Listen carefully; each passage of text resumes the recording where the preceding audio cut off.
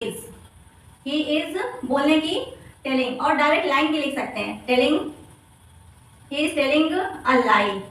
अब कुछ हद तक, to some extent, to some extent, कुछ हद तक, कुछ हद तक मैं गलत थी, यानी कि मैं पूरी तरीके से गलत नहीं थी, कुछ हद तक ही गलत थी। तो मैं गलत थी, मैं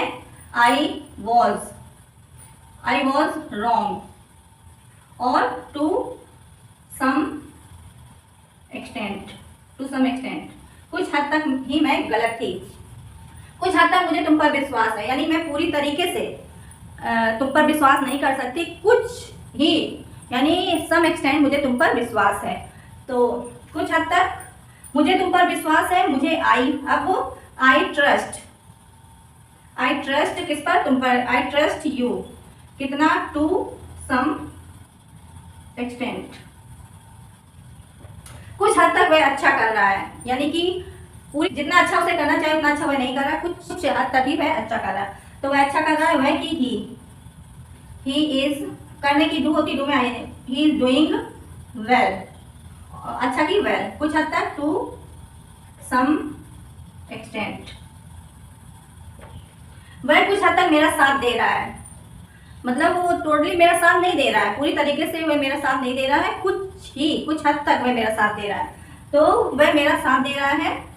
ही is his hand to me to some extent, he is giving his hand to me to some extent. To give hand means होता है साथ देना। कुछ हद तक वे कठिनाइयों का सामना कर रहे हैं, कुछ हद तक, तो कुछ हद तक वे कठिनाइयों का सामना कर रहे हैं, टोटली वो कठिनाइयों का सामना नहीं कर रहे हैं, कुछ ही जितनी कठिनाइयां हैं उनका कुछ ही अंश है, कुछ भाग है, उस चीज को वो फेस कर रहे हैं। तो वे कि दे आर,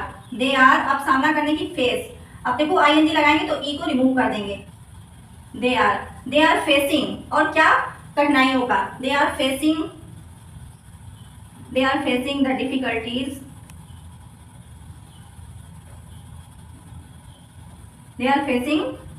द डिफिकल्टीज, और कुछ हद तक,